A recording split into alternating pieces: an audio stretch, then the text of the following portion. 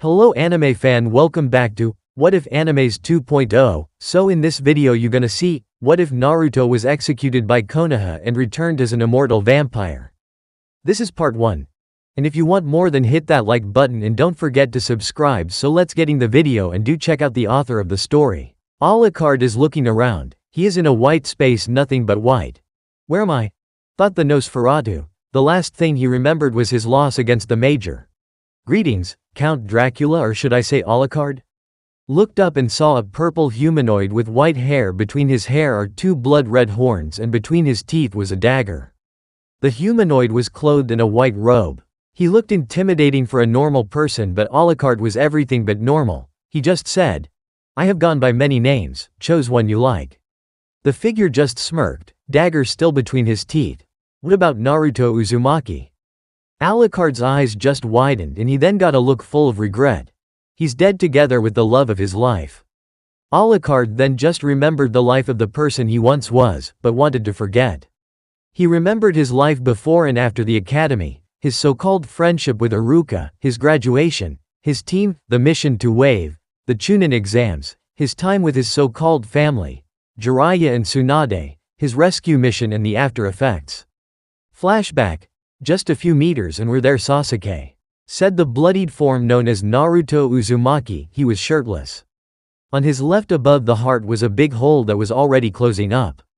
On his back he carried Uchiha Sasuke, only having minor injuries on his stomach due to having shoved a low-powered Rasengan by Naruto, who received a full Chidori in the shoulder. They were awaited by Tsunade Senju, Sakura Haruno, Ino Yamanaka, a few Chunin, and Hinata Hyuga, who was watching a bit further away. Naruto just entered the village when he collapsed due to the strain on his body. Tsunade just took the Uchiha and started examining him. Naruto rolled on his back and looked Sakura in the eye and said, "Sakura-chan, I fulfilled my promise to you." He expected a lot of things, but a kick on his stomach from Ino and one to the groin from Sakura wasn't one of them. "You idiot, I asked him to bring him back, but you just had to beat him because you couldn't have me." Naruto looked shocked that Sakura could think so low of him. Sakura-chan, he really wanted to leave the village.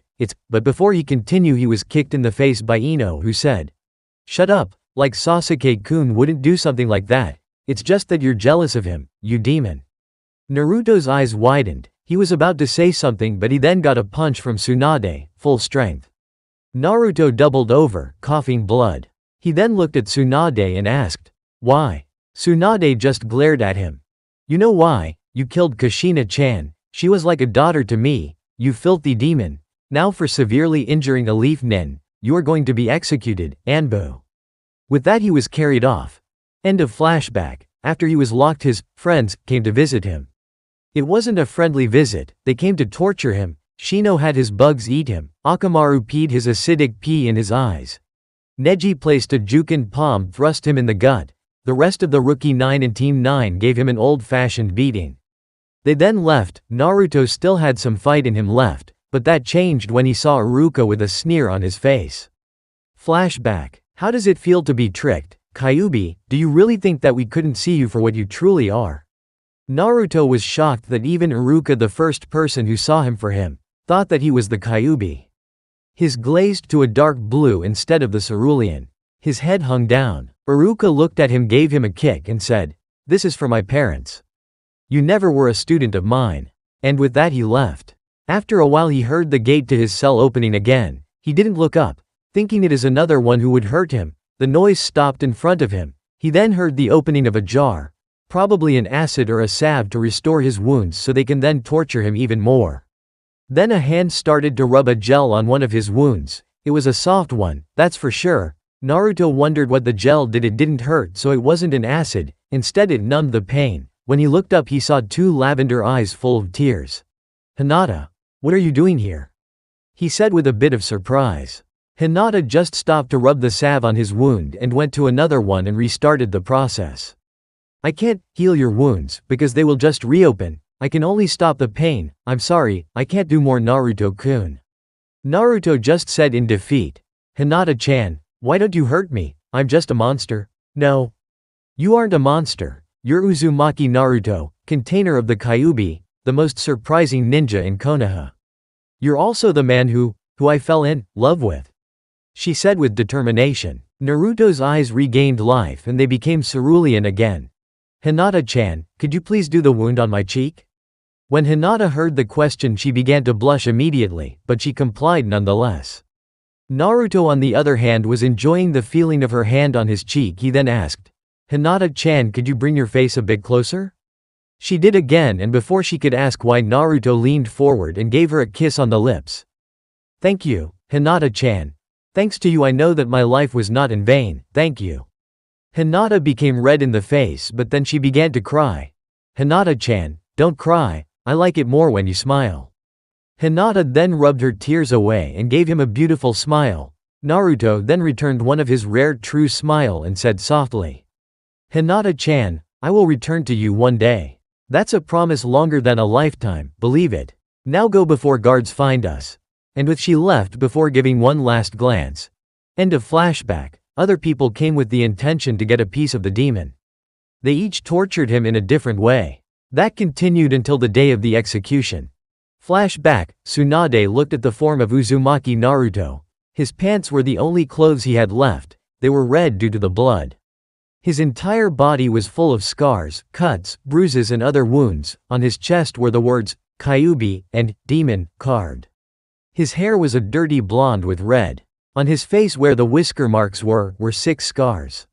He's missing some teeth together with both his eyes. He looked at Tsunade, who just said, "How does it feel, Kyuubi?" "Not bad, old bitch," he said full with defiance. He got a fist in the stomach courtesy of Tsunade. Naruto coughed up some blood and said, "Watch out, old hag, you don't want me dead before the Uchiha can do it." Tsunade just growled, "Tish brat, bring him to the center." 2 Anbu came out of nowhere and brought him to the village center. At the center of the plain was a platform where Sasuke and Kakashi waiting for Naruto. Around the town were the villagers. They were all anxious waiting for the dead of the demon. All except one Hyuga. When Naruto arrived, in chains, the crowd booed at him and threw trash at him. When he walked at the stairs he somehow found Hinata and looked her in the eyes. At first she wanted to look away when she saw the empty holes what were once his beautiful eyes, but she continued to look at him. He then mouthed at her, "I love you too." Hinata was happy but she wanted to cry because he's going to die. Remembering his words, she just smiled. He gave her one in return. When he arrived at the platform, Tsunade shouted, "We have come here to kill the traitor, Naruto Uzumaki, for his crimes against Konoha. His executor is none other than Sasuke Uchiha." With that the crowd went wild. Sasuke did 3 hand sign and charged up his Chidori. "Look at that, here you are. I'm free and you're in chains. By killing you I will gain the Mangekyo. This proves I'm your better. Any last words, Dobi?" he said to the blonde. The blonde just chuckles, looks up and said, "Foolish Teme, I will win this one." Sasuke just angry and shoved his Chidori in Naruto's heart. He waited for the changes to become, but to his surprise, his eyes didn't change. "I won," were Naruto's last words, while Sasuke cries in fury because he lost again to the Dobi. End of flashback. After his path down memory lane, he looked at the purple figure and asked, "Why did you bring it up? To torment me? Did you know that she's still alive?" When the figure said that, Alucard looked at him with surprise. "Explain, that's more than 500 ago." The figure's grin just got wider. "Did you know that times flows different in dimension? What here is more than 500 years is in another dimension a little bit less than 3 years. Alucard's just whispers, "Only 3 years. Why are you telling me this? I made a mistake by giving the sage the powers of chakra. It seems that humans abuse their powers. I need someone to give them a message. You're that someone. Normally you would be able to leave this place after you destroyed all your familiars, but instead I purged Schrödinger from your body. After you have done your job, I will send you back to your coffin 30 years after your defeat. You even may take the Hyuga if she wants it. Do you accept?" Alucard just smirks, but he then had a thoughtful look. "What about my guns and the gloves?" "The gloves will restrict me, since I'm not fighting on orders. Your jackal is repaired. Your guns will never be able to run out of bullets. I've modified your gloves. They will help you control your powers instead so you don't harm innocents. Just say, release control art restriction system, plus the levels you want to release. I even give you back Baskerville. Do you accept?" "Yes. By the way, am I free of Helsing now?" "Yes." Now go, I advise you to go to Suna first. With that, Alucard was gone. When Alucard arrived in Suna, he was just a mile away from Sanagakure. He just started walking to Sanagakure. He was in his red suit, cravat, fedora hat and orange glasses. Why did he have drop in the mid of the day when the sun is at its highest?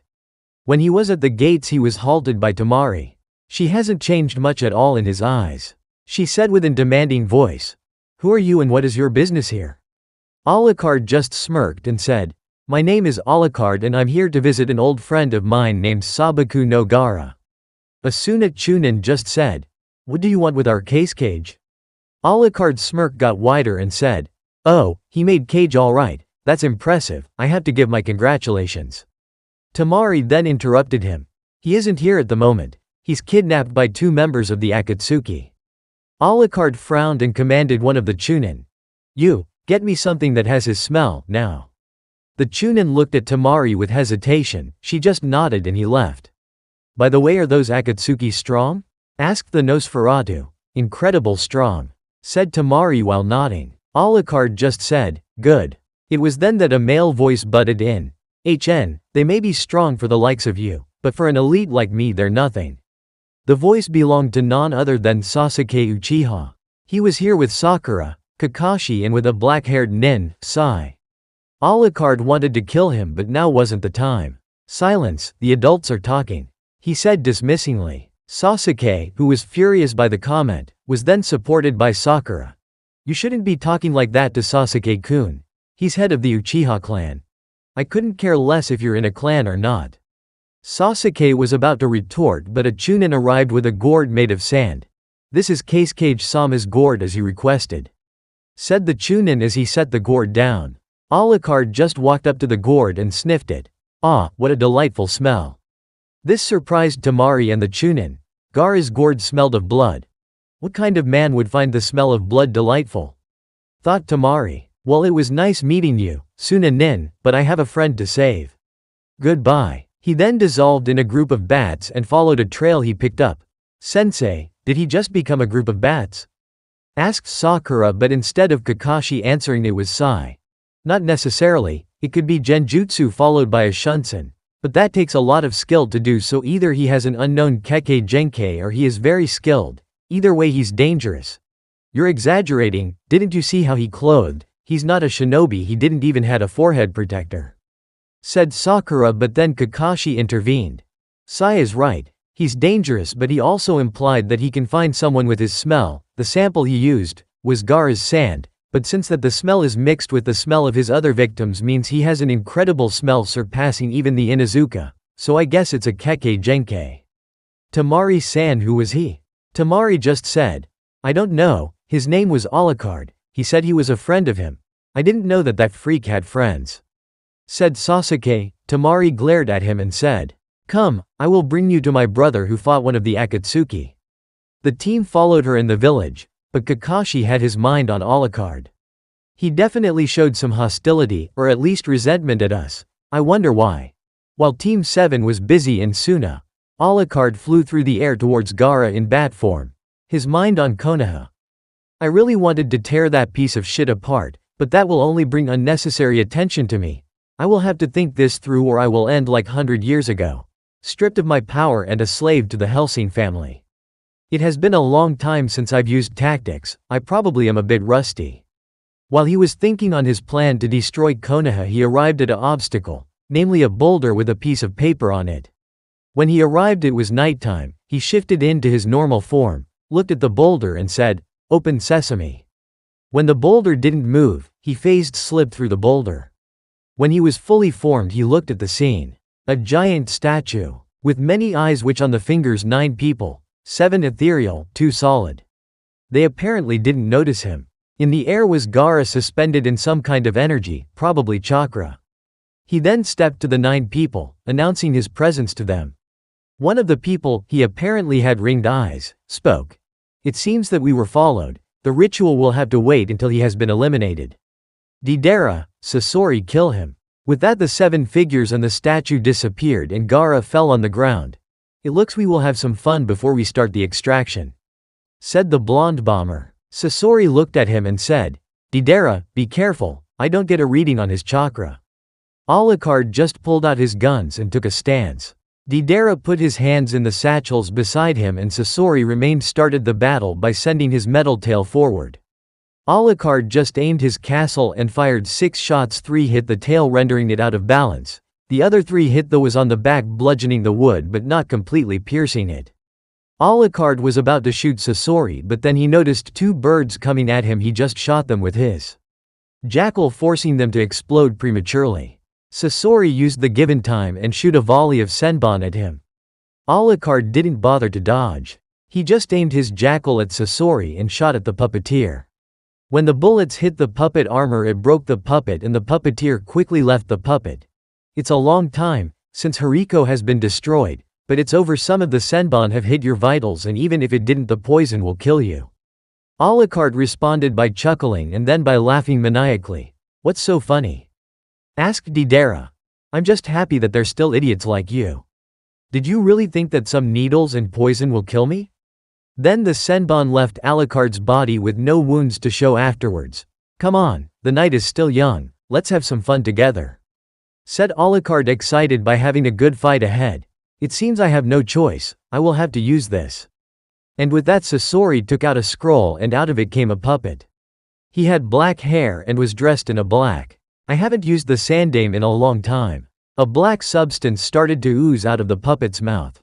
Alucard identified it as iron. He was about to react when suddenly 2 giant centipedes rose from the ground, encircling his legs, then exploding. Alucard was blown away by the explosion against the rock at the entrance. Deidara just said, "Don't underestimate us. Sasori ma, he's done for." Sasori was about to turn around, but he was interrupted by laughter from Alucard, who was already standing. You two are very amusing. With that, Alucard shot a volley at them. The black sand rose to protect them both. Sasori counteracted by having the sandame raise his arm at Alucard, and suddenly several other mechanical arms shot out of them. Alucard swayed to the left and shot the most left of the arms. The rest just hit nothing but air or rock. He then shot the different clay birds of Deidara. Sasori then sent waves of sand at Alucard, giving the two a breather. Sasori, man, how does he that with that weapon? The weapon throws pieces of metal at an incredible speed. The speed causes the extreme damage. But why aren't they affected by the puppet, and how did he made clay birds explode? It's the speed. Your clay bombs are like balloons filled with chakra. The piece of metal will cause the membrane of the balloon to rupture, causing the chakra to be released. For the being immune for my puppet, the metal is probably not magnetic, said the puppeteer. Alucard then shot at them. They jumped away. Alucard then shot Deidara's hand off and in the legs, removing him from the fight. Sasori just looked at Alucard and was about to send his metal sand at him. Alucard dodged and shot at the puppet, but the sand protected it. Alucard just charged the puppet and punched through the sand and punched the puppet to pieces. Sasori just looked at Alucard and said, "To use my greatest art on one person, it's such a shame. Be prepared for my red secret performance of 100 puppets." And with that, 100 puppets appeared. The puppets surrounded Alucard and charged him.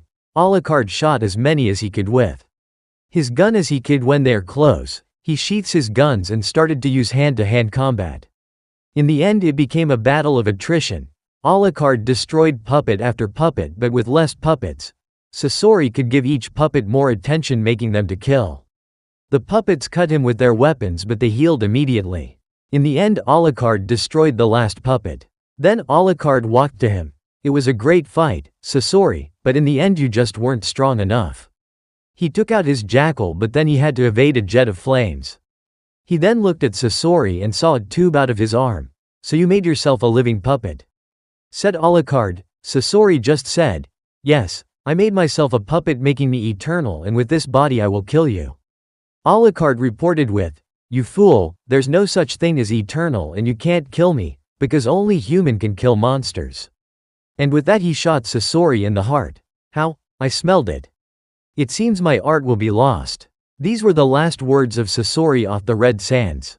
Alucard just looked at Deidara, who was in fright, seeing the fight. Alucard just walks at him. Deidara tries to get away, but with his legs shot he didn't get away far. Alucard took his head in both arms and bit him in the neck, absorbing the mad bomber. He took his gun and aimed at a spot and shot at him. It hit the wall. Damn, he got away. Alucard then took Gaara and woke him up. When Gaara woke up, he looked at Alucard. His eyes frightened him. They looked so much like his own before he was saved by Naruto. The only difference was that the stranger's ones showed more control. Where am I? Who are you and what happened with Akatsuki? Alucard just grinned and said, we're in Akatsuki's lair where I killed 2 of their members. Gaara's eyes widened. He just defeated 2 members while he couldn't defeat 1. But you still haven't said who you are. Alucard's grin got bigger. I'm hurt, don't you recognize your good old friend? He said in mock hurt. What did he mean friend? The only one who could qualify as a friend was impossible, Naruto? But you're supposed to be dead. He stuttered out. Oh, I am, was his response. But how are you standing here? What happened to you? He was about to ask more questions but Alucard stopped him. I will be telling you this later, but we are in enemy territory. Now go to that boulder and make the hand signs rat, boar and dragon and channel chakra in the rock. Gaara did as commanded and then the boulder moved away opening the passageway. Gaara was about to leave but Alucard said, my name is Alucard, don't want my enemies to become aware of my existence, don't we? Gaara just nodded and levitated some sand to carry them both. Gaara invited him on the platform but he shook his head and said, it's such a beautiful night, let's just enjoy it for a little longer. Gaara looked at him for a second and let himself fall on the ground and they both walked in the woods together. You've changed, said Gaara. Alucard just chuckled. More than you think. So how does it feel to be Cage? Gaara glanced at him. It feels good, to be respected, to be loved. Is it respect or is it fear? Do they love you or do they secretly despise you? Do they see you as a great leader or do they see you as someone useful? Asked Alucard in return. What do you mean? Of course they love, respect me and see me as a great leader, otherwise they wouldn't have made me Cage, said Gaara, afraid that all his efforts would be in vain. Not necessarily, they could have thrown you a bone. With the dead of the Jinchuriki in Konoha, they would be afraid that you, their weapon, would turn against them. So they give you the pretense that you still had a chance to be loved. They even would give you the title of Cage. It would seem of course that you pull the strings while instead they pull them from your shadow. You would be nothing then a dog. Their well-trained guard dog. Are you saying that all my efforts are in vain? Asked Gaara. I don't know, but we'll see. I'm just saying how it could be, said Alucard. They continued to walk until they met the edge of the forest at dawn. They then arrived at a meadow. On the meadow were several Suna nin with Temari, Chio and the 4 Konoha ninja. The pair slowly walked to them. When the group noticed them they said, Cage-sama, you're back. We thought you were dead. Welcome back. Alucard looked Gaara in the eyes and said, I guess you were right. Alucard smiled honestly at him. Gaara just looked at him and gave him a smile in return. Indeed, my friend. Thank you, Gaara.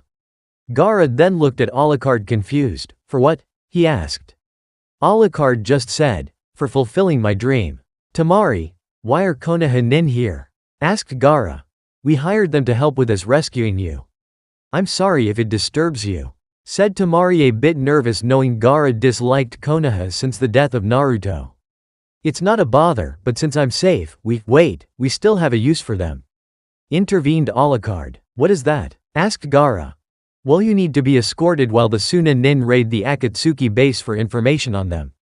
Kakashi then decided to join the conversation. That will be an extra mission. Kakashi gave himself a pat on the back for his plan to earn Konoha some money, but Alucard burst his bubble. Sorry, but this still count as the first since Gaara isn't in Sanagakure. That's a good idea. Chio, you take the Chunin and raid the base, the rest will return to Sanagakure, said Gaara. My friend, I would advise you since the old woman would hide information about his grandson. Gaara looked him in the eye and asked, how did you know that? Human minds are far too easy to invade. Was heard in Gaara's mind. How did you that and what about Shukaku? Asked Gaara in shock. Alucard just mentally chuckled. Just a basic ability and Shukaku will behave. Won't you? Asked Alucard with a predatory grin at Shukaku, who was cowering inside his gourd-formed prison. Why yes. To let Shukaku cower in fear. What are you? Thought Gaara. Alucard chuckles. Dead, I will leave your mind. For the outsiders it looked that Alucard and Gaara had a staring competition. Gaara broke the gaze and said, I'm sorry Chio, you will return with me, Tamari, you will lead the group. The base is at the center of the forest inside a cave. With that, Tamari and the Suna nin left. Gaara turned at Chio and said, I'm sorry, but he convinced me. Chio just smiled a bit at him. It's alright, the man was right. I would let my emotions take control when it comes to my grandson, and that could make things worse. Come on, let's go. And with that, the Konoha nin, Gaara, Chio and Alucard were off. During the journey, Kakashi decided to get some information on Gaara's savior. Alucard was it. How did you save the case cage? Alucard, sensing Kakashi's intentions, decided to play a bit. I went in, destroyed the 2 members of the Akatsuki, woke up Gaara and left. That simple? Asked Kakashi. Yes, said the vampire. If they were beaten that easily by you, then they were weaklings. Said Sasuke arrogantly. Yeah, Sasuke would take far less time to defeat them. Supported Sakura. Tell me, you two, how many S-class nin have you defeated? Asked Alucard. The 2 remained silent. Let me guess, 0, isn't it? Continued Alucard. I would have had those 2 if you didn't intervened. Said Sasuke angrily. But you haven't, so at the moment I'm stronger at the moment. Said Alucard. Why you? I will show you who is stronger. Yelled Sasuke while preparing hand signs. Stop it. Now is not the time, Sasuke, we have a mission. Said Kakashi, while grabbing his wrist. Sasuke stopped but glared at Alucard. This is not over, not by a long shot. I wouldn't have it another way. Said Alucard with an insane grin. Alucard, do you come from Kiri or have any parents from there? Asked Sakura. No, said Alucard. Then why have you such sharp teeth? They say that the people there have such teeth. I am an exception. They continued to travel until they arrived at Sanagakure. Gaara then addressed the Konoha shinobi. Although I don't like you, I will pay you for the mission. With that, he commanded a Chunin to get the money. With that, a Chunin came with the money. Gaara gave them the money. Now you can leave my territory. It's already enough that my daimyo forced me to continue the alliance after what you did to Naruto. There's a problem with you, see. We want to be paid for healing your brother Kankuro after he was poisoned by Sasori. That itself is another A-rank mission. Said Kakashi, trying to get as much from Gaara. Gaara, I advise you to decline their request that since they needed him for your rescue, that means that still falls under the first contract. Said Alucard. You stay out of it, this is business between Suna and Konoha. Said Kakashi with venom in his voice.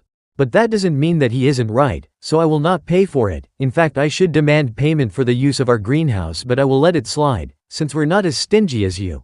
Fine. Team 7, let's return. Kakashi and his team went back to Konoha. Now, what are you going to do now, Alucard?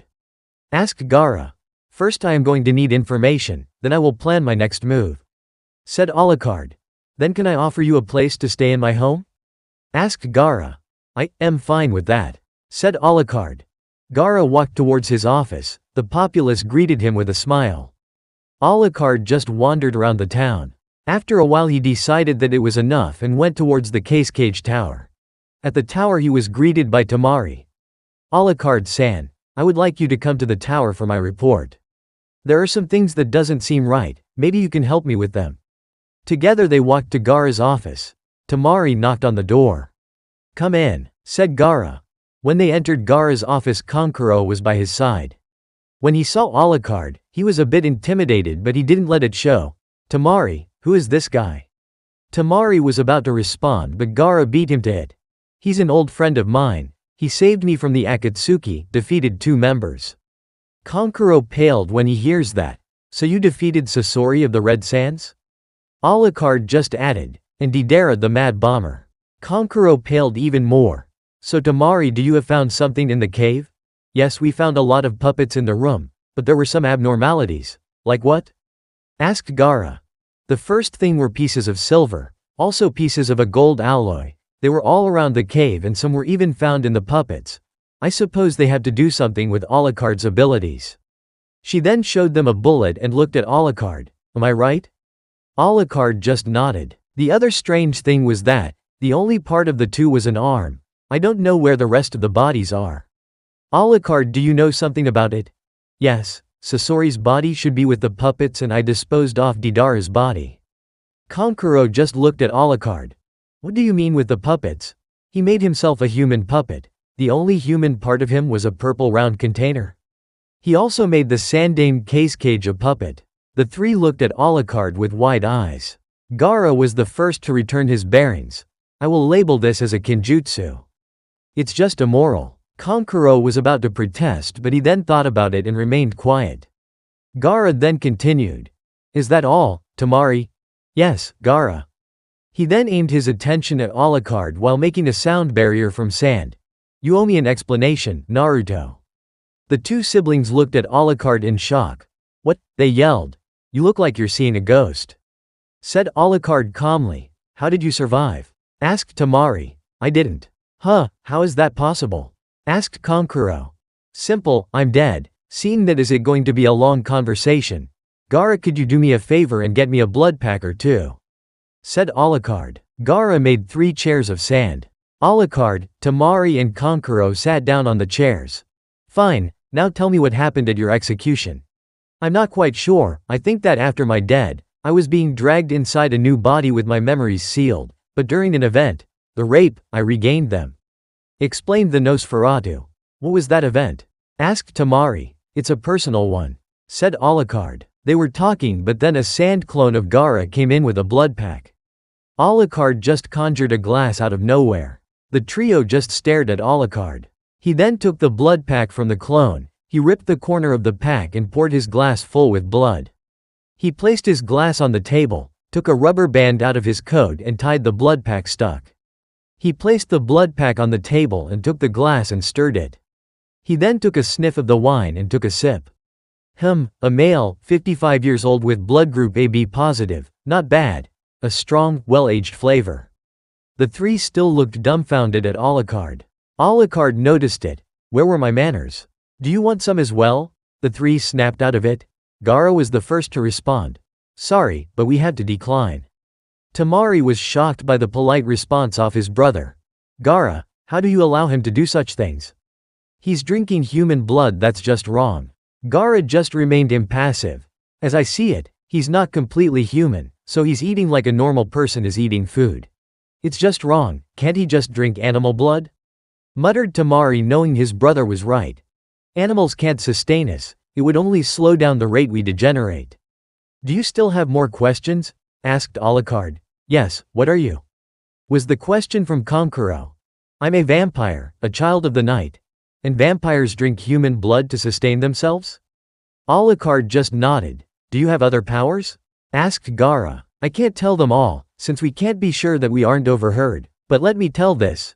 We have superhuman strength and speed, enhanced senses and advanced healing. Anything else? Not that I could think of.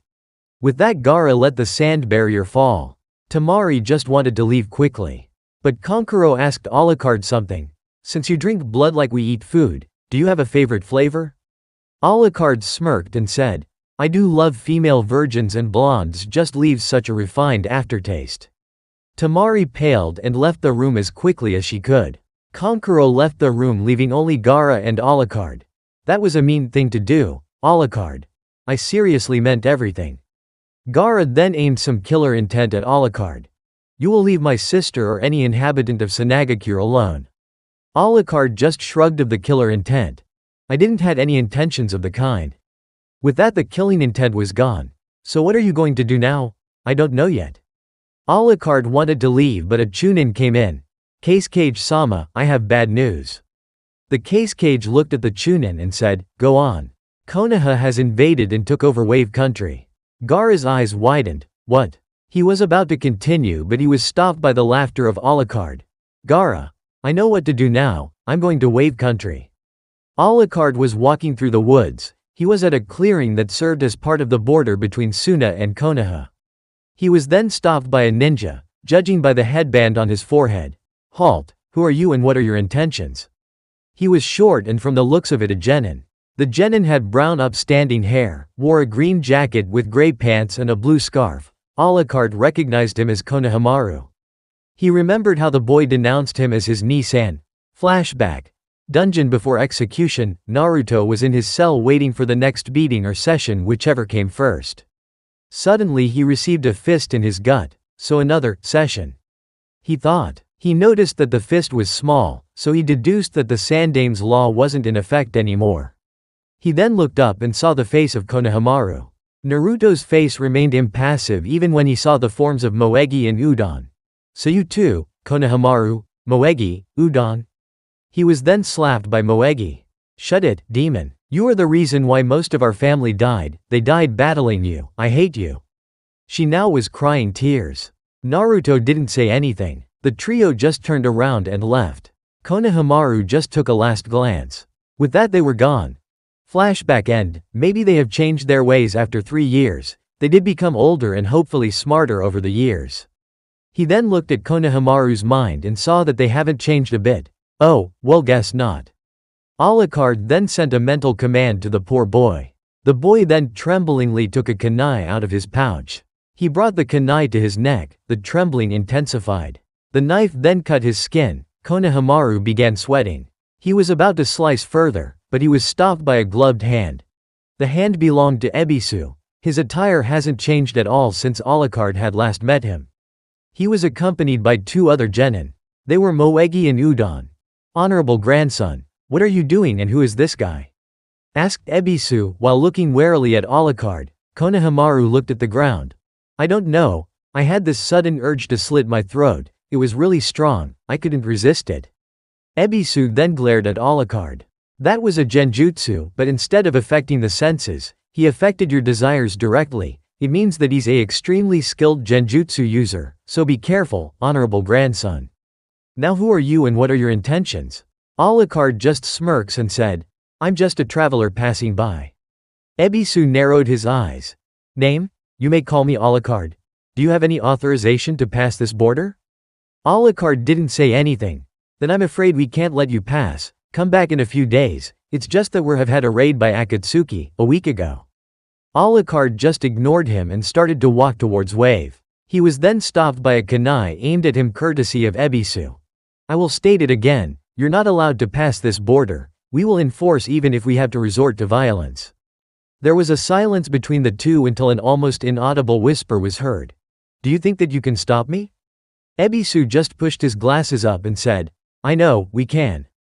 Alucard just started walking and said, you're welcome to try. With that the battle was started. Konohamaru charged him and engaged him in hand-to-hand combat. He threw a punch at him. Alucard just sidestepped and drew his castle and dodged a kick aimed at him by Konohamaru. He then aimed at Udon, who noticed the fact that Alucard aimed at his arm and dodged the bullet. The bullet still grazed his arm. Meanwhile Moegi and Ebisu started to do hand signs. Right under Alucard's feet spikes raised out of the ground.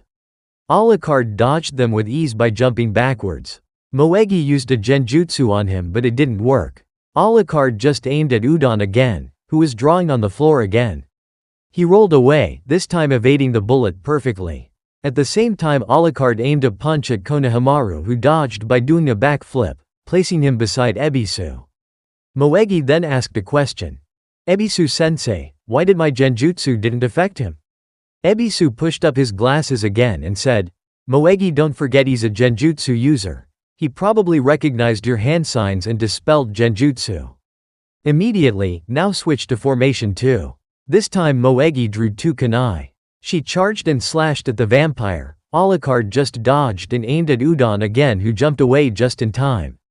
Ebisu and Konohamaru both prepared their own technique.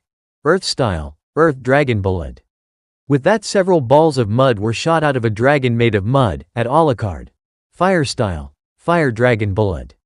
Konohamaru blew a stream of fire at the mud bullets which caused them to ignite. Alucard skillfully dodged the flaming bullets thrown at him. Ebisu just smirks and said, you fell right into our trap, now everyone. Ebisu, Konohamaru and Moegi each jumped away to one of the places where Udon had been drawing on the ground. At those places a seal glowed, they pumped chakra into them while saying, Gravity Enforcement Seal. Alucard was then pulled towards the ground. He fell first on his knee, then his hand and after that his entire body. Ebisu then started his explanation. You see, you made a good choice to attack Udon-kun first, since he was the main part of our plan. He was drawing the Gravity Enforcement Seal. It increases the gravity between the 4 seals several times, it's over. The 4 started through hand signs. The 4 cried out. Fire style, great fireball technique. Alucard was hit from all sides by a stream of fire. Seeing that his opponent was incinerated, Ebisu turned around and said, "Well done team, now let's return to base 2. But he was interrupted by laughter. What the? He turned around but was then punched by a red blur. Ebisu crashed through a tree and slammed against next one. Unable to move since his spine was damaged, he looked up and saw to his surprise that it was Alucard. On his coat were embers visible. How? He asked. Alucard just looked at him and said, "How what? How did I survive the fire, or how did I escape your little seals, the seal?" Alucard just smirked. "I'm just strong to lift the extra weight due to the seal." Ebisu's eyes just widened. "Such strength, why didn't you kill me?" Alucard's smirk just widened, his eyes gleaming with pleasure and madness. "I still have some use for you, now to deal with the small ones." He turned around and walked towards the trio who were talking. "Konohamaru-kun, our plan didn't work," said a distraught Moegi. "And Ebisu-sensei is defeated, what do we do?" added Udon. They both looked at Konohamaru, who was having an internal debate. He looked at Alucard and then at his teammates and said, "Guys, we have to use that jutsu." The two other members looked surprised at him. Even if he made it? Konohamaru looked he had to swallow a bad pill, but in the end he swallowed and said, "It's the only way we can survive, so unless you have another plan we will have to stick to this one." Moegi and Udon looked at Konohamaru and nodded, determined brimming on their faces. The three then looked at Alucard, who was slowly walking towards them. They started to building up chakra and cried out, "Sexy jutsu."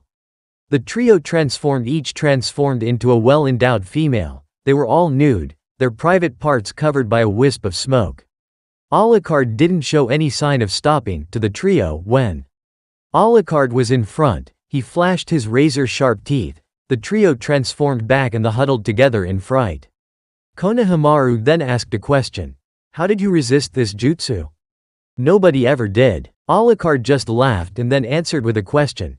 "That technique didn't work on me, because I am its inventor and creator?" Moegi then answered. "No, it can't be true. Its creator is dead, he died 3 years ago." Alucard just smiled an insane smile and started to transform into the form of Naruto. He then said in his old voice, "If you want the title of Hokage, you will have to beat me first." Moegi, Udon and even Ebisu were so shocked by this revelation that they couldn't react. Konohamaru looked shocked seeing him back saying those words. "It has to be a genjutsu, it has to, you're dead." He made a hand sign and tried to dispel the genjutsu, but to his surprise, the image of Naruto still stands there. He tried several times, but he still stood there. "How is this possible? You're supposed to be dead." "I am dead, and you will be soon." He transformed back and pulled out his gun and placed it in front of Moegi's mouth and shot. The blood splattered on the two other genin of the squad. He then slowly walked towards Ebisu. "You will not get away with this, Konoha will have your head for this." Alucard just laughed. "Let them try, many have tried it, it will be a glorious fight. I will crush them." He then bit Ebisu in the neck and started to suck Ebisu's blood out of his neck. Alucard then threw the body of Ebisu away. Konohamaru, seeing his sensei killed, got out of his shock and shouted, "You monster, you killed them both. I will kill you." He then went through hand signs and called out, "Fire style, double fire dragon missile." With that, 2 dragons came out of his mouth and charged at Alucard. Alucard was then engulfed by the 2 dragons. Konohamaru was relieved that Alucard was dead, but to his surprise he was still standing. Alucard then charged at him and bit him in the neck. Konoha was immediately dead. Alucard then started walking towards Udon while drinking from Konohamaru's corpse. Udon crawled away from Alucard in fright. "Monster, get away from me." Alucard dropped Konohamaru's body from out of his mouth and said, "People keep telling me that, and what makes that you standing against me? A man, a dog, a monster, or even worse, a coward?" Udon's eye widened. "Yes, I know, at a moment during your sealing training you realized that it was possible to stop the intent of a Biju once he was sealed. You also realized that I wasn't the Kyuubi, but you didn't tell anyone of this revelation. You didn't even tell your best friends out of fear. You're nothing but a sniveling coward, you're the lowest of the low, you don't deserve to live," he said venomously. After that he bit Udon in the neck harshly and started to suck the blood of Udon. When he had his fill he dropped the corpse on the ground. Suddenly the bushes started to rustle, but Alucard didn't pay attention. Out of the bushes came the body of Ebisu, but he didn't look the same. His skin became purple and some parts were already missing. His eyes were red with a purple glow. He became a ghoul. Then Konohamaru's corpse started, and quickly after that Udon's corpse rose as well.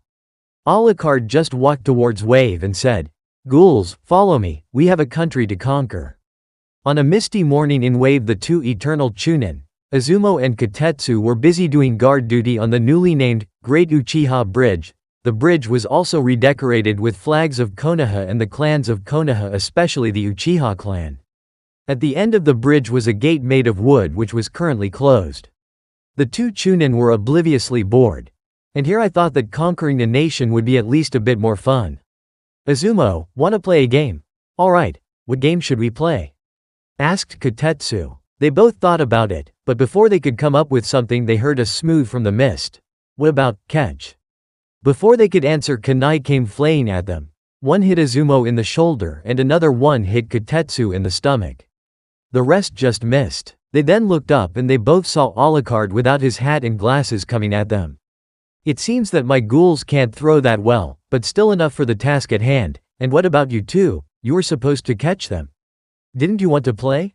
And here I brought you some playmates for you." The two Chunin saw then three figures through the mist. When they recognized them, they gasped. "Those are," said Kotetsu, "Ebisu, Udon and Konohamaru." "Aren't you happy to see them?" asked Alucard in an amused voice. The two looked at Alucard with anger, hate, but also fear. "You bastard, what did you do with them?" Alucard just said, "They thought they could stop me. They lost, so they are my obedient slaves, and so will you." They both were startled by this piece of information. Izumo recovered first. "We will never submit." Alucard just laughed softly. "You don't have to." He then opened his mouth, showing his razor-sharp teeth, and bit down on Izumo, who screamed, "Izumo!" shouted Kotetsu. He then pulled out a scroll. Then a puff of smoke appeared and with it a mace. He jumped in air and swung his mace downwards. The force of the smash destroyed the ground and dust flew in the air. Kotetsu looked at the cloud, his mace still on the spot. "That bastard is dead, he took my mace head on. I'm sorry Izumo, but the moment he bit you, I knew that you were beyond saving. I will make sure you are to be honored." When the dust cloud dispersed, Kotetsu was greeted by a scene he hadn't expected. In a small crater stood Alucard, one knee, still sucking the blood of Izumo. His hand, which was bleeding, was holding the mace back from destroying himself and his victim.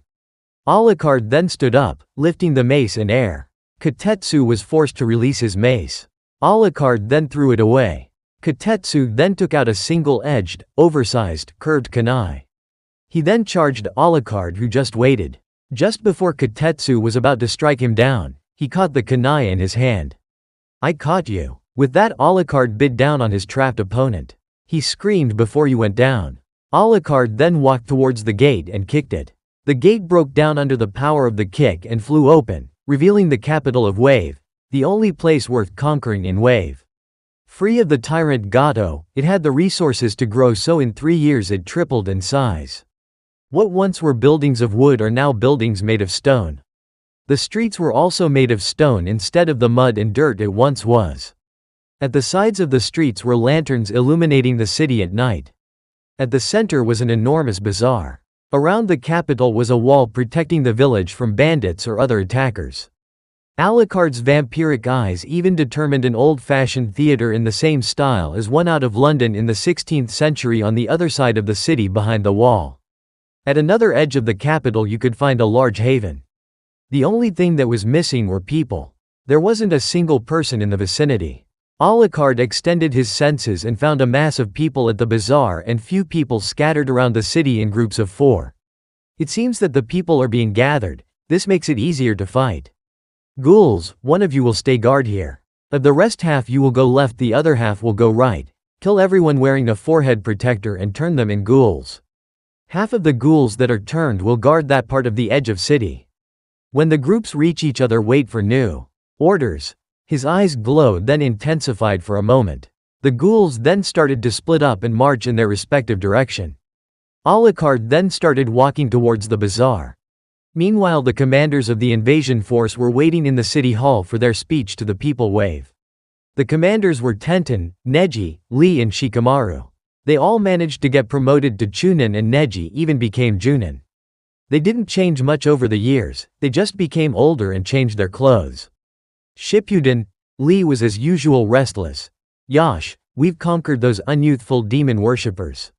Now we just have to introduce the new youthful rules. If I can't do, I will run 100 laps around wave on one hand, if I can't do that I will. Tenten, annoyed by Lee's antics, sighed and punched him on the head. Lee, calm down, we will make sure that they don't even mention its name. Troublesome, luckily was the invasion itself very simple. We just had to bribe their guards and mobilize our own troops. Everything went according to plan. Said Shikamaru. You're right, Nara-san, fate decided that we would be victorious. Still I have unsettling a feeling about this. Said Neji, who has fallen back in his fate business after the execution. Tenten sighed again and said, Neji, you're overthinking it too much.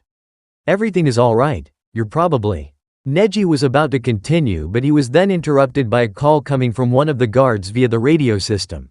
Command Center, this Alpha 1. We're under attack, can you hear me? We're under attack, said the guard distraught. On the background you could hear the sounds of screaming and jutsu being thrown. Alpha 1, this command center, who is attacking and with how many are they? Asked Shikamaru. It's only one, but he's a monster, we're being slaughtered by him. The commanders could clearly hear the blood squirting out of the man's body.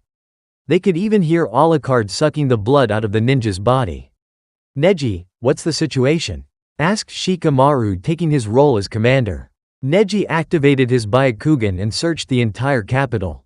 I'm already on it. It seems that the enemy isn't alone. He has an invasion force that moves around the edge of the city. It seems that they're moving at a steady pace. They also leave 2 men at strategic post as guard. They're trying to box us in. Their chakra is strange though, it isn't moving through coils anymore. It's more like that their body contains their chakra and that the chakra is moving rampant inside their bodies. Do you have anything to identify them? Asked Shikamaru. Yes, they were wearing forehead protectors. They are from… No, it can't be. The trio were rather surprised. Neji was normally stoic and unfazed. Something must be seriously wrong if Neji reacted like this. What is it, Neji? Asked Tenten. They're Konoha shinobi. They even wear our flak jacket. Neji's words rendered them silent. They were all wondering what's going on. Lee was the first to recover. What? Why would those unyouthful shinobi betray us? It was then that Shikamaru spoke. No, Lee, I don't think so, it is probably a virus or a poison. The enemy uses it to turn our shinobi against us. Neji, what about the squad that was being attacked? It is you say, they've been infected as well. Is there anyone nearby? No, I can't find. Wait, no, that can't be right. It isn't right. Asked Shikamaru. It seems that our enemy is a tall man with no chakra. It seems he's walking to another squad. Is he a civilian or more like Lee? Asked Tenten. No, it is not, everyone possesses chakra. Even civilians and Lee, they just have too few or can't use it, even animals have chakra. Shikamaru pondered on the mystery that was the tall stranger. Then what is he, and how can he create such a chaos? I don't know, this never happened before. By all means he should be dead. Yash, I'm going to challenge this unyouthful enemy to a youthful battle. Said Lee in his optimistic voice. He was about to sped off, but Shikamaru took him by the shoulder. No, whoever he is, he defeated 4 Chunin in a flash. We will have to ambush him, how troublesome. He then took a microphone and connected to all shinobi in wave. Attention all shinobi, we're under attack. The enemy is one man, but he uses a virus that turns our own forces against us. All shinobi except the ones on the edge of the city, return back to the bazaar. Those on the edge move around the edge to the gate and push those infected shinobi back. Capture them if you can, otherwise kill them. Lock the civilians in the city hall. We need them alive, otherwise we will have an international disaster on our hands. Alucard in the meantime was having the time of his undead life. He just killed the previous in a gruesome way and turned them into ghouls. He ordered those ghouls to go towards the edge as reinforcements. He then moved towards the next group. The squad consisted of 3 males and a female. The first male had brown hair in a ponytail and had a katana at its side. The second one was bald and had a brown mustache. He had a scar at its left eye. The last one had black hair with a goatee. The female had brown hair and a long ponytail that reached her butt. The four wore the standard Chunin uniform. The female was apparently receiving a message through a headset. One of the males then noticed Alucard. "Hey, what are you doing here? Everyone is supposed to be at the bazaar. Now go." The female then said, "That is probably the intruder." "What intruder?" asked the bald one. "We're being invaded by him. He uses a virus to turn our people against us. Be careful." The brown-haired one just snorted. "Ha, it's 4-on-1, we have the advantage.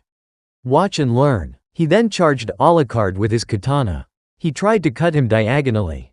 Just as he was about to hit, Alucard took the katana with his left hand and then bit down on the poor shinobi. The other three looked horrified how he sucked the blood out of his victim. After Alucard had enough, he dropped the shinobi on the ground and walked towards the trio. The only part of his face could see was his mouth, the blood dripping from his teeth. The trio then prepared for battle. The bald one flashed through hand signs and cried out, "Earth style, earth spears." Several spears made of stone shot at Alucard, who just sped up and dodged each one skillfully. The female then sped through hand signs, "Fire style, firewall." She then spewed out a mass flames which took the form of a wall a few feet away from her.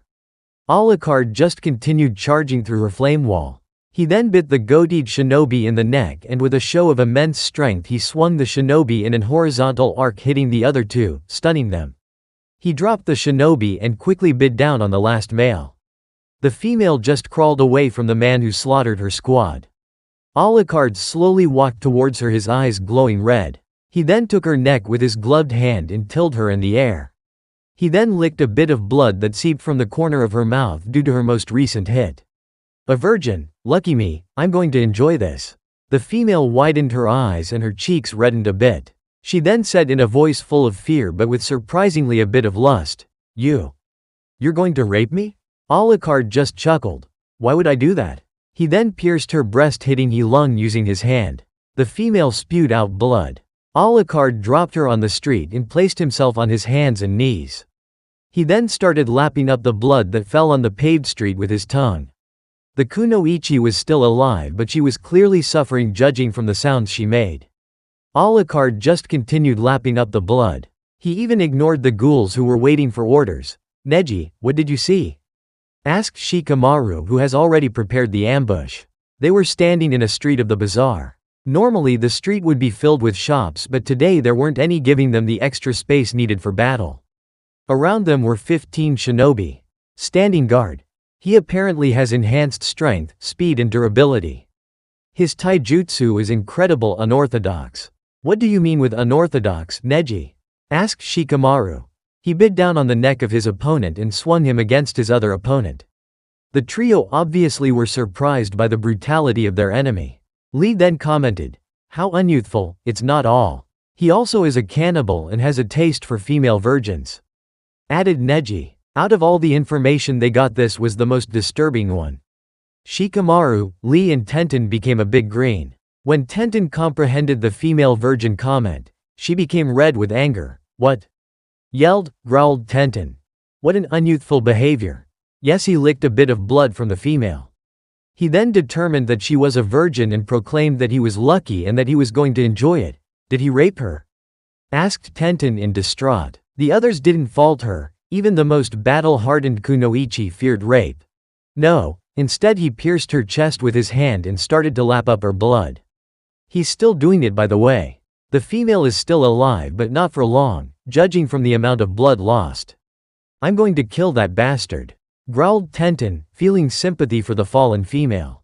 Lee then placed his hand on her shoulder. "We will, Tenten-san." Normally he would shout about youth and other stuff, but even he knew that now wasn't the situation for it. After that, a silence ensued. After a while Shikamaru broke it. "How are the fights on the edges doing?" Ghoul point of view. "We have made good progress on completing the orders of Master. We became a group of 8. We are approaching the next group. I see a forehead protector, so I throw some shurikens at it. I miss, the others threw as well, most of them missed as well. Some shurikens hit the men with the forehead protector. They all slumped down, they're dead. I start walking towards them. I've reached one of them. I take a piece of him and start eating it. Others are doing the same thing.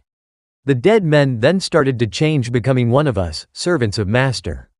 2 of them are staying, the rest of us are going around the edge of the town, turning them into servants of Master. This time they saw us, we threw kunai at them, but a wall of stone rose and the kunai hit the wall. The wall obstructed our path. One of us has reached the wall and starts scratching and punching, but the wall still stands. Then one of the men said, "Earth style, earth spikes." Suddenly spikes appeared on the wall. The one punching the wall was hit by the spikes in the heart and was dead.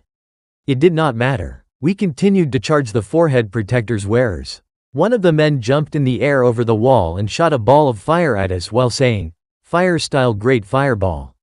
Almost every one of us is dead. Suddenly the rest of us are being pierced by stone spears from the ground. They hit my brains. I can't continue. Sorry, Master. I'm free, thank you guys. End.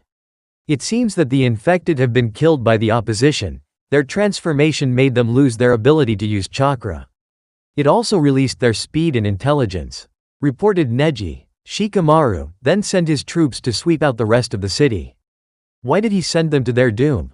He knew that they weren't a match for our defenses. What did he hope to accomplish with them? Pondered Tenten while thinking of ways to mutilate Alucard. Shikamaru provided her the answer. He probably thought that we couldn't fight against our own men. It would also demoralize our own forces, or I just didn't care what would happen to them. Came out of an alley. The ninja turned their head towards the alley.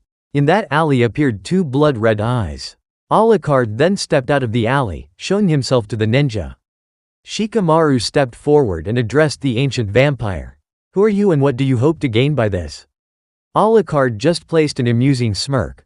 "I'm Alucard and I'm going to liberate Wave. Your chances are quite low. You're seriously outnumbered." Alucard just continued smirking. This surprised most shinobi, but angered Tenten. "Why are you smirking? You blood-sucking bastard. I'm just pleased, that's all. I'm going to have a great fight, so come, attack me." Shikamaru just sighed. How troublesome. Go. With that, several shinobi came out of the buildings on the street. They threw together with the other 15 shinobi, kunai at Alucard. Most of them missed him, the rest he dodged. The entire area around Alucard was filled with kunai. All the kunais suddenly started fizzling, revealing that they all had explosive tags. Alucard jumped into the air, evading the explosion. Out of the dust cloud of the massive exploding came 2 dragons made of smoke spiraling each other. Out of the smoke came 2 unfolded scrolls still spinning in the air. Tenten was in the middle, twin rising dragon. She then began to unseal weapons from kunai to swords, out of her scrolls and threw them at Alucard. He responded by drawing his jackal and castle and shot each weapon, making them useless. Tenten then fell on the ground, followed by Alucard. Alucard was about to aim at Tenten, but he was held back by something. He looked at the ground and saw a shadow connecting to his shadow. He then realized that was caught by Shikamaru's shadow mimic technique. The dust then cleared, showing Shikamaru holding his hands in the rat sign. Shadow mimic. Success. Neji now. Neji then charged Alucard. 8 trigrams. Vacuum palm. He then Alucard with a palm strike, blasting him toward Lee, who was waiting for him. Lee then started a combo of punches and kicks, ending with an upwards kick sending Alucard in the air. Lee then disappeared for a moment before reappearing behind Alucard. Leaf shadow dance. The bandages around Lee's arms started to unravel, mummifying Alucard. Lee then grabbed the mummified Alucard and started a nosedive towards the ground while spiraling. Primary Lotus. Just before Lee was about to crash, he ejected, leaving Alucard to crash on the ground, leaving a dust cloud. Tenten then followed up by jumping in the air, and when she was above the dust cloud she opened a sealing scroll. Out of it came a dozen of weapons flying at the dust cloud. The shinobi then cheered, the commanders relieved, but was stopped by a voice from the dust cloud. That was a very good try, but it will take then a few punches and weapon to kill me. Out of the dust cloud shone 2 red eyes. When the dust cloud was gone, they saw Alucard standing but with several weapons sticking inside his body. One of the weapons sliced his left cheek open, revealing his sharp teeth to the world. The weapons were slowly pushed back out of his body. His cheek was also being repaired. Alucard then started shooting shinobi. Most shinobi were shaking in fear of the display. they were blown to pieces by Alucard. The more experienced shinobi barely dodged the bullets, but second one then followed, killing them. The commanders just looked at the massacre in fear. None of their man was spared. Shikamaru was the first to snap out of it. Neji, Tenten, Lee, keep him busy, I need some time to think up a plan. Shikamaru started his thinking pose. Team 9 snapped out of their stupor and then prepared their next techniques. Tenten lobbed a giant scroll over Alucard. The scroll started to shoot weapons at Alucard with such speed that they became white streaks. Weapon control, heavenly metal disaster. Alucard just responded by aiming his guns up to the sky and started shooting. Most of the weapons are hit, but some slip through, hitting Alucard in his arms and shoulders. Alucard ignored it and continued shooting. When the barrage ended, he aimed his weapons at Tenten and started shooting. Neji quickly stepped in front of her and started spinning. 8 trigrams. Rotation. A dome of chakra appeared, stopping the bullets from hitting Tenten. Lee had opened 3 of his inner gates. He then charged Alucard. Alucard shot at him with his jackal, but Lee just dodged. Alucard smiled wickedly before he got a kick in the face, sending him upwards. Alucard then got thrown around like a rag doll through a frenzy of punches. Lee then prepared to punch him downwards. 4th gate, open. He then disappeared for a moment and punched him downwards. Alucard shot like a rocket towards the ground, but he was pulled up by a bandage attached by Lee, who prepared for a simultaneous kick and palm strike. 5th gate, open, reverse lotus. Alucard then was hit by the attack and was smashed in the ground. Team 9 waited anxious for the dust to disappear. When it did, it showed Alucard seemingly unharmed. He then shot at Lee this time, but Neji intervened with rotation again. What is that weapon, Tenten? Asked Lee, who was recuperating from the usage of the gates. I don't know, Lee. I haven't seen anything like it. It's a mini kunai launcher. It throws piece of metal at high speed, said Neji. Tenten then asked, do you see any weaknesses? Nothing, I can't think. We just have to wait till he runs out. Responded Neji. He took out a kunai and was about to charge, but Shikamaru stopped him by placing his hand on his shoulder. Neji, stop it, I will take over. Take a break, you 3. Shikamaru, are you insane? We couldn't beat him with us 3 together and you will be fighting him alone. Do you have dead wish? Shouted out Tenten. Tenten is right, Shikamaru-san. We will have to combine our youthfulness. Added Lee. For an army to function properly, they need a commander, but the soldiers will have to listen to the commander to make him useful. Responded Shikamaru. Neji sheathed his kunai and took a few steps back. Tenten then called out to him. Neji, what are you doing? Fate has deemed him to win. Tenten was about to retort, but she didn't and took a few steps back. Lee then followed by Lee. Shikamaru then walked up to Alucard, who was waiting for him. So the commander goes to battle. This will be interesting. Alucard was smiling insanely. Shikamaru was focused. The two didn't move for minutes, their hair waving in the wind. Alucard then suddenly jumped backwards. Just in time, because a tendril made of shadow erupted from the ground. Alucard in midair aimed his castle and shot at the Chunin, who rolled away just in time. It revealed a small holes in the streets where his feet were. Alucard then was forced to dodge several tendrils appearing from the streets. After a while the tendrils stopped appearing. Suddenly Shikamaru appeared. He then slashed with his tanto. Alucard blocked with his castle. When Shikamaru jumped away, he discovered his ploy and looked at the ground. He sees his shadow connected to that of Shikamaru's. Shadow mimic technique. Success. Said Shikamaru in a serious voice. Alucard just smirked. Using that entire show just to distract me, impressive, but what will you do now you got me? This. He then placed his arm in a way that would allow Alucard to shoot himself. Alucard just continued smirking, clearly amused. Oh, so that's your plan, forcing me to shoot myself? How do you know it will work? When you were fighting Team 9, I was analyzing every of your movements. But it was when Neji blocked your weapon, I managed to find one of the weapons you threw at them. It was made of silver, but why would you use something that valuable to throw? So I came up with a theory. You use silver in case you would come across something like yourself. Explained Shikamaru. And what if you're wrong? Asked Alucard with a grin full of insanity. Your foolish shadow just couldn't hold me, but nice try. He then shot with his jackal.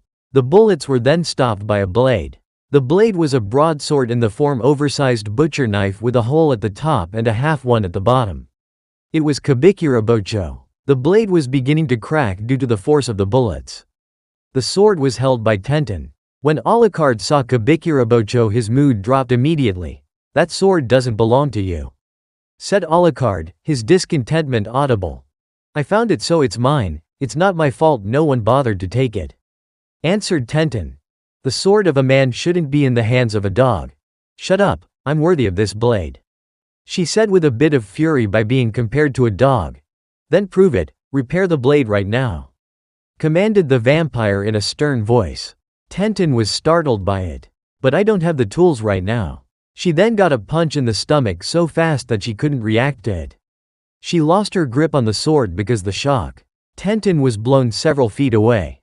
The punch broke several of her ribs, the pain immobilizing her for a few moments. Alucard picked up Kabikirabocho and placed it in a puddle of blood, made by a dead shinobi. "You fool, this sword doesn't repair by normal means, you have to feed it." The blood in the puddle started to disappear. The cracks in the sword started to repair. Tenten looked in awe as the sword regained its former glory. Alucard to the downed Tenten. "You're clearly not worthy of this sword, you couldn't hear its cries for blood." Alucard raised his arm. "Now time to die." With that he started to swing downwards. Clang, the Kabikirabocho was then blocked by 10 kunai. The kunai were in the hands of 10 Chunin. Lee, who has recovered from using the gates, then picked up Tenten. Just in time because the kunai started to crack under the force of Kabikirabocho. The Chunin then jumped away, leaving the sword to crash into the street. One of the Chunin addressed Team 9 in Shikamaru. "We have dispatched the infected men. Commanders, retreat now." The commanders were startled by this, especially Shikamaru. "What? How can you ask this of us? We're the commanders of this squad. Someone has to report back to Konoha. You four are the only who have the full information of the enemy, while we have nothing. You're more valuable." The 4 shinobi had a hard time understanding, but in the end they took off, Tenten on Lee's back. Alucard then addressed the shinobi. "You do realize that you're going to die?" "Yes, but we do, but we will do so battling," responded one of the Chunin. Alucard just smiled a creepy smile. "Well said, dog." With that he charged the shinobi. The commanders of the wave invasion force were running back to Konoha. They've reached the bridge. When they were halfway they heard the sound of screaming. When they turned around they saw a scene that haunted them forever. The 10 Chunin that were supposed to cover them were falling from the sky, kicking and screaming as they fall. Each of the Chunin hit a flagpole on the bridge, impaling them. Some of the Chunin were still alive, prolonging their agony. Tenten was the first to react. How horrible, does his cruelty have no limits?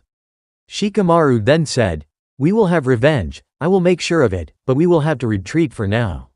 With that they left, ending Konoha's invasion of Wave. Thanks for watching, guys.